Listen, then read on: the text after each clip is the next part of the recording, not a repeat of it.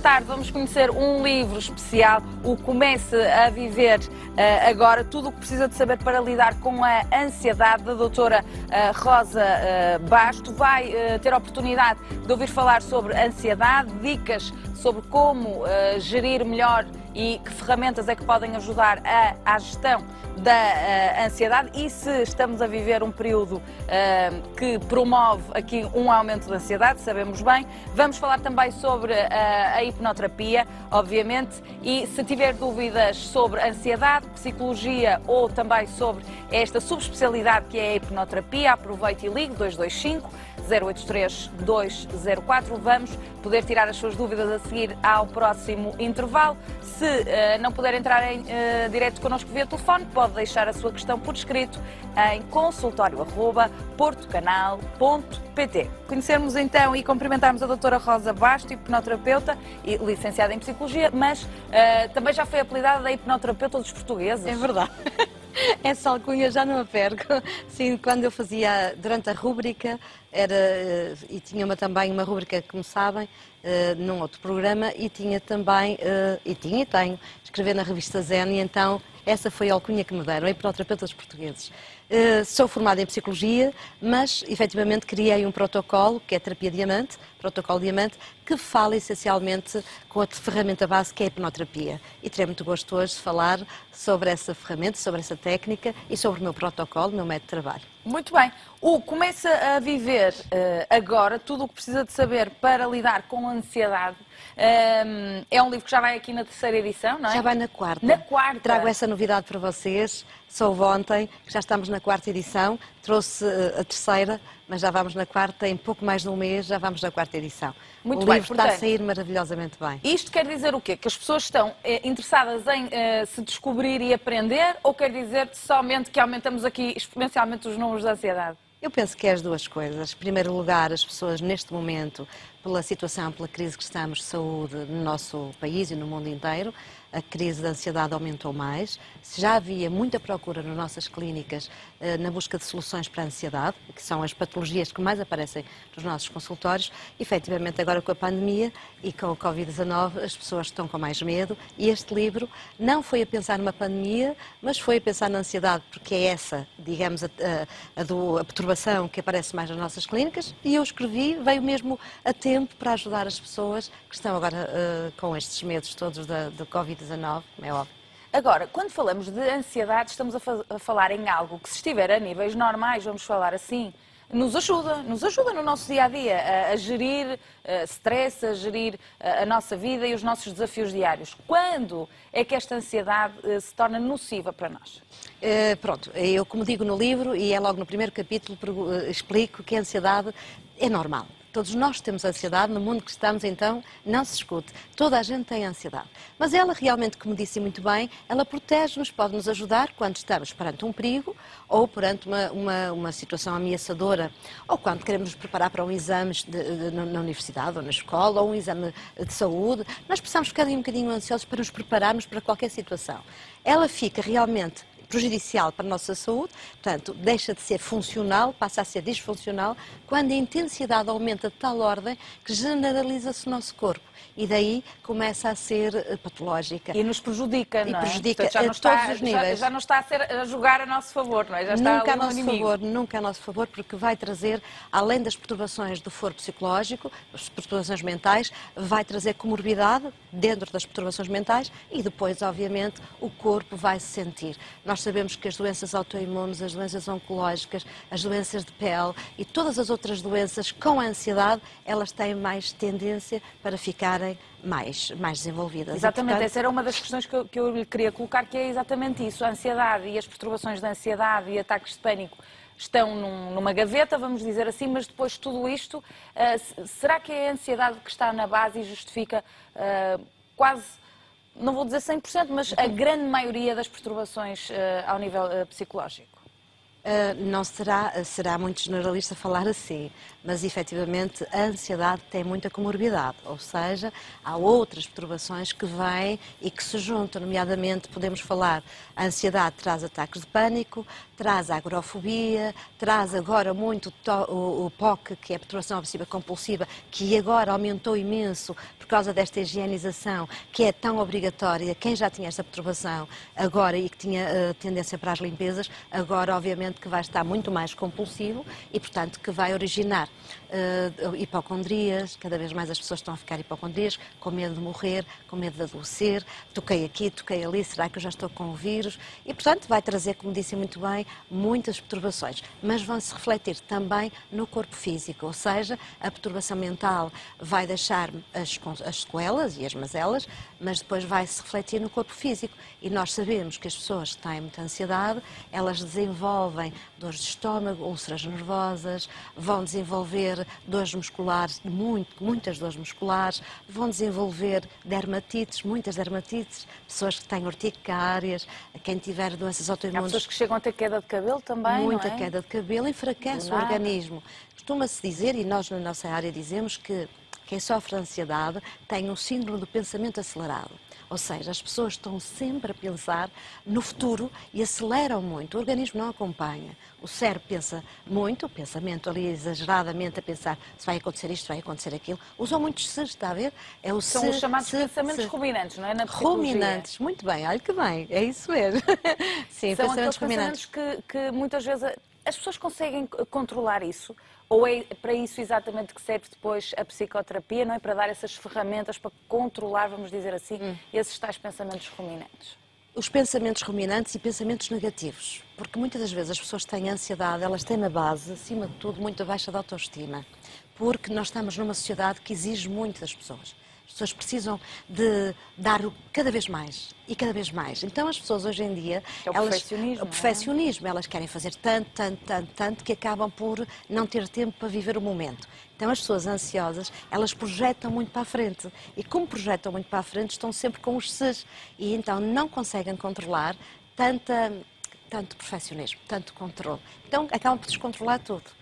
Porque ao viver sempre no futuro, as pessoas acabam por não estar a viver o presente. Ora, o nosso futuro, se formos a pensar bem, é a junção de todos os nossos presentes. Portanto, se nós não estivermos atentos no aqui e no agora, não há verdadeiramente futuro, não é? Mas não, isto tem que ser pensado, não é? E tem que se dar ferramentas, não é? Para nos mas ajudar. acima de tudo, e disse aí uma frase que foi interessante, as pessoas realmente vivem tanto no futuro que não vivem, acabou de dizer isso muito bem, não vivem o momento, não vivem o agora.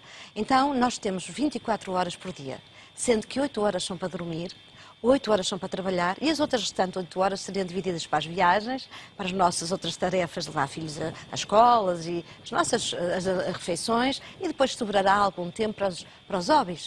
O que acontece não é exatamente isto. O que acontece é que as pessoas pegam nas 24 horas, utilizam-nas quase sempre a trabalhar e depois o que vai acontecer ainda levam o trabalho para casa e depois começam a ficar doentes porque querem cada vez fazer mais e cada vez fazer mais e depois sentem sentimentos de culpa porque eu ainda não consegui isto. E usam palavras que são, umas palavras que são muito prejudiciais. Eu no livro falo muito sobre isso. Palavras também elas negativas. E negativas e que condicionam o comportamento. E veja só, as pessoas que dizem eu já devia ter acabado isto, eu já devia ter feito isto, já devia ter sido aumentado, porque eu já devia, ou eu tenho, a palavra tenho, eu tenho que fazer isto, eu tenho que fazer aquilo, eu tenho que acabar de fazer este trabalho, enfim, exigência, exigência, exigência. São palavras que nós consideramos na programação neurolinguística palavras de exigência. E sempre que nós as usamos, não estamos a dar conta, mas estamos-nos a obrigar. E é quase como se estivéssemos a dar uma ordem direta, sabe? De tal maneira que estamos a dizer cá para dentro para o nosso cérebro. Eu, afinal de contas, não sou competente, eu não faço tanto quanto devia. Só que as pessoas que fazem isso estão a fazer trabalho de 70 e tal horas. É a falha, não é? Sentem aquela que falham. sensação de estar a falhar em alguma frente, não é? Exatamente, estão a falhar e não estão a falhar nada. Aquilo que nós fazemos e que ajudamos no consultório é efetivamente tomar consciência de que a pessoa precisa de saber parar, aprender a respirar, perceber o que é que está a fazer em exagero e então pensar o que é para a vida dela. Se está a exagerar, precisa de parar para pensar que precisa mudar alguma coisa. Muito bem, este livro tem não só casos reais, para já acho que o livro se lê muito facilmente. Já Depois leu? já dei aqui, Uau, não li que bom. de fio a pavio, Mas já fez uma leitura transversal. Sim, e tem casos reais, dicas, o que é logo muito empático e ajuda logo muito quem está a ler, e tem também explicação de conceitos, Sim. não é? Que Tem isso também tudo. é importante. Eu acho que quando eu escrevi o livro, eu achava que muita gente que precisava de ajuda e cada vez mais pessoas ansiosas. Então eu pensei, vou escrever um livro sobre a perturbação que está a afetar o mundo inteiro e que hoje em dia nunca se ouviu falar tanto de ansiedade como é agora. E ataques de pânico, nunca se ouviu falar tanto disso. E pessoas com muitas dores físicas, porque é tudo ansiedade, adrenalina em excesso, cortisol em excesso. Então eu pensei, vou escrever este livro e vou ver se ajudo aquelas pessoas que não têm possibilidade, aquelas que não têm possibilidade financeira e aquelas que não têm possibilidade porque estão sempre a trabalhar e então pelo menos de vez em quando ler uma página para ter aí algumas ferramentas, algumas estratégias. O livro tem casos reais que eu, efetivamente, da minha experiência profissional, tem também dicas, como disse, tem conselhos e depois, acima de tudo, o livro faz, na primeira fase, o convite ao leitor para fazer uma reflexão daquilo que está a fazer à vida dele. Se a vida está a ficar mal e não está a aproveitar o agora, não está a tomar consciência daquilo que pode fazer, então será uma boa altura de ler o livro, parar para pensar o que é que está a afetá-lo para poder fazer a mudança. E outras vezes, quando só o livro não ajuda, terão que recorrer à terapia e estão aí também os conselhos que devem fazer. Muito bem. Depois, há aqui uma tónica também naquilo que é a infância. Eu gostava de falar disso porque também muitas vezes achamos que estamos a falhar enquanto pais e enquanto educadores. Tudo o que está na base de uma perturbação psicológica pode ir buscar-se à infância ou isto também é demasiado Pode ser demasiado taxativo. Acho que nós temos todos consciência e acho que não precisamos ser da área de saúde para perceber isso, que a infância mal amparada vai dar um adulto com problemas psicológicos, porque a infância é o pilar desta casa, não é? Se nós não tivermos estabilidade em criança, se não tivermos afetos, se não tivermos segurança, se não tivermos alguém que nos dê reforços positivos, vamos crescer como uma casa com os pilares a abanar e com o telhado nem se fala. Então, de facto, quem passa por infâncias com traumas, com problemas, com faltas de afetos, com falta de ausência de pais, ausência de carinhos, dos afetos, vai ter problemas provavelmente, até porque as pessoas que são ansiosas, eu refiro isso aí, pela minha experiência, que são pessoas com muita falta de proteção e por isso também têm os ataques de pânico. Sentem-se desprotegidos e efetivamente começam a disparar e a desplotar os ataques de pânico. Mas a infância é muito importante que ela seja, não podemos generalizar tanto, certo, mas efetivamente uma má infância é importante ter um equilíbrio na infância. Agora, em que é que a hipnoterapia, e porque há muita gente que ainda tem, assim, quando se fala no termo hipnoterapia, muitas vezes as pessoas não sabem exatamente do que é que estamos a falar e têm assim umas ideias um bocadinho romantizadas e daquilo que era do antigamente, não é? Mas o que é a hipnoterapia? O que é que ela realmente e efetivamente faz de bom para resolver? A hipnoterapia, em primeiro lugar, a hipnose clínica, ela é efetivamente um estado ampliado de consciência. Ninguém fica inconsciente. Isto para tirar o primeiro mito, porque muita gente não sabe, pensa que nós colocamos a pessoa num cadeirão e que ela fica inconsciente, nós mexemos nas gavetas e limpamos aquilo tudo. Era muito bom que assim fosse, mas não é. Há uma responsabilidade a dois e para haver esse fenómeno tem que haver duas pessoas, uma que sabe fazer, o técnico de saúde, e o outro que se permite fazer, portanto o nosso paciente. Depois, é um estado mais interno, é um estado focalizado de atenção. Nós levamos a pessoa a estar mais interna. E o que é que acontece? Quando ela fica mais interna, mais conectada consigo mesma, ela deixa de usar o cérebro esquerdo. Tanto, ou seja, o cérebro esquerdo, que é o mais analista, que está a analisar, fica mais racional, fica mais de lado. Então, o cérebro direito, que é o que se permite ir às emoções, que é onde tem o sistema límbico, então deixa que nós possamos levar em conforto, porque o estado de transe hipnótico é muito confortável, em conforto a pessoa poder permitir-se mexer ali nas gavetas, como nós dizemos, mexer nas feridas, mas muito confortavelmente e muito seguramente e protegidamente. Mexer naquilo de forma sem sofrimento. É importante dizer isto lá para casa, porque muita gente não sabe, e é importante saber que não há sofrimento algum. Nós temos técnicas para levar a pessoa ao momento. Imagina, pois o que se pretende é exatamente ajudar a pessoa, não é? É ajudar a pessoa, não há sofrimento algum. Portanto, a mais. pessoa vai estar mais conectada com ela. Há momentos em que usamos técnicas de relaxamento, outras usamos técnicas que levamos mesmo àquela explosão para libertar imediatamente aquela carga emocional e depois, obviamente, a pessoa vai à raiz do problema, à causa do problema e vai levar para lá soluções. E nós dizemos que com essas soluções são a pessoa atualmente. Imagina alguém que passou por um acidente e ficou muito mal e teve um trauma. Ela ficou com aquilo gravado na mente inconsciente, que é o reservatório das memórias mais antigas. Está com aquilo reservado, ali guardado. A mente consciente, no dia-a-dia, nem lembra, mas se vier algum episódio parecido ou idêntico, o nosso cérebro é muito inteligente, vai lá ao fundo das gavetas buscar e vai acionar e a pessoa começa a ter palpitações, começa a ter suores, sudorese. E isto é físico, que é outra questão que eu lhe queria fazer também relacionada com a ansiedade e medos. É que muitas vezes as pessoas acham que está tudo na cabeça e nos pensamentos. E não. Quando estamos a falar de ataques de pânico e de ansiedade, estamos a falar de sofrimento físico. As pessoas sentem alterações físicas que são factuais, não há? Sem Aqui dúvida. Não está no campo do Não é da imaginação, da mente. nem Psicossomático. também podem ser psicossomáticas, Mas não, são outras mas não perturbações que podem trazer. A ansiedade, por exemplo, também ajuda nos psicossomáticos. E há pessoas com ansiedade que psicossomatizam, ou com depressão, ou outras perturbações que psicossomatizam isso no corpo. E posso lhe dar alguns exemplos. Eu tive um caso de uma paciente que, quando se sentava, ela se ficava com esta parte toda da anca, toda queimada, dizia ela. Fico a pele toda a arder e eu não me posso sentar, o meu trabalho é sentada e eu fico toda queimada. Eu disse, queimada? Mas a expressão dela foi mesmo queimada. Sim, já fui ao dermatologista, ponho todas as pomadas e nada resolve. Eu perguntei-lhe quando é que aquilo surgiu. E aquilo surgiu quando a morte do pai dela.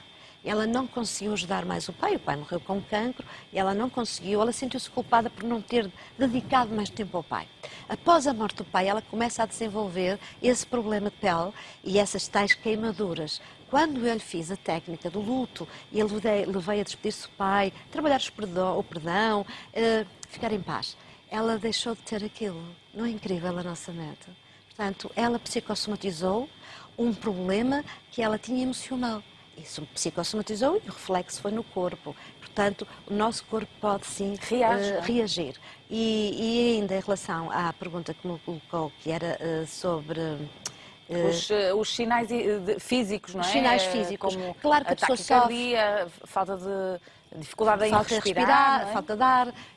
Claro, uma pessoa que tenha um ataque de pânico, ela não vai ficar muito bem porque ela vai ter hiperventilação, ela vai ter falta de ar, ela vai pensar que vai morrer, vai ficar louca e essa sensação física vai levar a pessoa ainda a ficar mais frustrada. Então, corpo e mente estão interligados. Quando alguém fica mal psicologicamente, fica mal fisicamente. E quando alguém está fisicamente mal, também vai afetar psicologicamente. Isso também tem a ver aqui com o círculo vicioso da ansiedade, não é? Ou seja, sim. Depois tudo isto pode virar uma bola de neve, é uma não é? bola de neve. Porque a ansiedade despoleta tudo isto, mas depois, se nós estivermos perante uma situação que nos vá relembrar alguma coisa passada, nós não estávamos ansiosos, mas isso vai-nos outra vez levar para eu vou-lhe dar um exemplo. Imagine que alguém, em qualquer momento, estava a falar em público e bloqueou. Ou estava numa prova, na faculdade, e bloqueou, teve uma branca. E estava quem ansioso. nunca, não é? Quem nunca? Todos nós sabemos o que isso é, não é? Então não é. Mas imagine que alguém é demasiadamente ansioso e tem isso muitas vezes. Mas houve uma vez que foi mais grave porque se sentiu, ou porque fez uma prova oral, ou porque teve que estar mais exposto, e sentiu-se humilhado. Ficou com isso gravado. A partir desse momento, agora, sempre que está exposto, vai sentir que alguém, erradamente, porque se calhar é a imaginação da pessoa, mas ele vai desplotar esse ciclo vicioso que vai se sentir, estou ansioso, estou a ficar com batimentos cardíacos, estou a ter palpitações, o que é que me vai acontecer? Depois daí vem o processo seguinte, se eu sentir-me mal, quem é que me vai ajudar? Eu vou ficar doente. Depois a seguir, cada vez gera mais ansiedade, e mais ansiedade, pânico, e já nisto. está nisto e volta. E depois não conseguem controlar. Porquê? Porque vivem de tal maneira viciados, eu digo viciados entre aspas, porque a pessoa não tem esta consciência, no medo. começam a ter medo de ter medo. Ou seja, evitamentos atrás de evitamentos. Aquilo que outrora dava muito prazer, agora o cérebro traz uma informação. Cuidado com aí não. Para proteger. A intenção é muito positiva. Há pessoas que deixam de frequentar certos locais onde tiveram um ataque de pânico por causa disso, Sim, não é? sim. E locais que não representam perigo, não é? Quer dizer, para Sem nós... perigo algum, imagina, nós... nós temos muitas consultas das pontes, as pessoas têm muito medo. Lá em Lisboa, a ponte 25 de Abril, traz-nos muitos pacientes. Porquê? Porque as pessoas têm medo de passar aquela ponte, porque já tiveram um ataque de pânico. E qual é a sensação do pânico ali na ponte? São pessoas que, porventura, moram no outro lado de lá e que, quando têm que passar a ponte, têm muito trânsito. Têm receio, começam a ficar com muita ansiedade, começam a pensar se me acontece alguma coisa, não tenho aqui como sair, porque não há saída, então começam a aumentar o pensamento. E quanto mais aumenta o pensamento, mais a imaginação vai trazer imagens de passar mal. E quando pensam quando passar mal, começam mesmo a passar mal. Então o cérebro vai gravar essa informação e a partir daí não conseguem mais andar na ponte e nós temos que fazer técnicas onde vamos desprogramar. E depois há pessoas que podem até depois evitar os locais, não é? Isto não vão pode mesmo, ser altamente, não vão mesmo. Pode ser um handicap, agora está-me a falhar a palavra, mas isto condiciona muito a vida das pessoas. As pessoas não vão por aquela rua, sim. não vão ao Começam a não fazer nada, só para ter uma ideia. Olha, há pessoas que não vão ao cinema, não vão ao elevador, não saem de casa. Eu tenho pessoas que não saem de casa, mas não conseguem há sequer. Muito extremos, não é? Muito extremos, mas olha que não penso que é assim tão. São raros. Não são tão raros. Há muita gente que sofre disto, andam com o fármaco atrás e não conseguem resolver porque está aquilo ali na mente gravado, então é preciso fazer terapia, obviamente. No meu protocolo, o que nós fazemos, efetivamente, é colocar a pessoa num estado muito adequado, muito apropriado, estado de transe, e a pessoa fica muito serena. Que não tem nada de magia, nem de sobrenatural. Nada, é científico e no livro tem, efetivamente, as referências das normas da APA e por aí fora que quem recomenda a hipnose. A hipnose é clínica. Claro que em todas as profissões haverá alguns que não fazem as coisas devidamente. Por isso tem que ser pessoas credíveis e procurar clínicas credíveis para fazer a hipnoterapia. Mas, efetivamente, a hipnoterapia traz muitos resultados porque permite, em primeiro lugar, ir à origem da questão, permite desprogramar, e quando eu digo desprogramar, aqui já são as técnicas do protocolo Diamante, que não é só hipnoterapia, em que nós vamos desprogramar e vamos fazer reconstrução cognitiva e permite, acima de tudo, a pessoa voltar a ser ela própria, sem aqueles medos e sentir-se bem. Começar a viver, não é? Como diz o livro. Agora, em relação à medicação, não queria deixar de lhe fazer esta questão, porque muitas vezes também se associa estas problemáticas todas à especialidade de psiquiatria e à toma de medicamentos. Sabemos que em Portugal até é um dos países que, com alguma preocupação, vemos os números sempre a aumentar de toma de medicação, nomeadamente de antidepressivos, etc., ansiolíticos, entre outros. Qual é a sua posição em relação à medicação? Olha, eu sempre acho que estamos no século XXI, ainda bem que existe fármacos, senão seria muito mais complicada a nossa vida. Efetivamente, isso aí uma grande realidade. No primeiro trimestre, antes da pandemia, venderam-se mais 400 mil antidepressivos e ansiolíticos. E vamos saber os valores daqui a uns meses. Agora vamos saber daqui a uns meses, neste segundo trimestre. É só para ter uma ideia que, efetivamente, os fármacos estão-se a vender muito. Porquê? As pessoas vão sempre à solução mais rápida. E quando vão ao médico, já estão na fase crítica, já estão muito mal e já estão descompensados. E quando nós dizemos descompensados, é o cérebro já está com falta de algumas substâncias que naturalmente poderia produzir. Então, sim, o fármaco vai ser necessário, porque a pessoa, se tiver com ataques de pânico, não vai andar a sofrer. Ora, não chega, porque o fármaco trabalha o sintoma.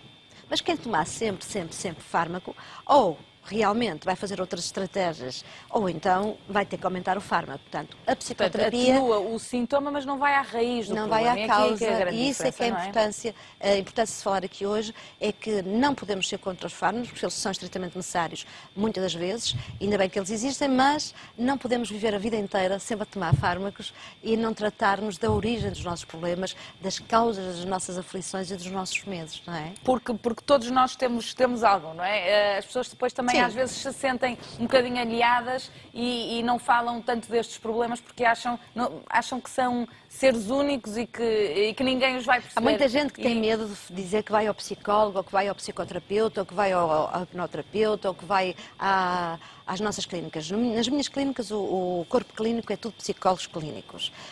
E fazem as funções de psicologia clínica, obviamente, e fazem o meu protocolo. É certo que quem vai às minhas clínicas vai procurar o meu protocolo. Claro, mas a verdade se diga que a necessidade que as pessoas procuram é dizer: eu já não aguento mais isto, eu já não consigo viver mais com isto. Isto, a ansiedade, tirou uma vida.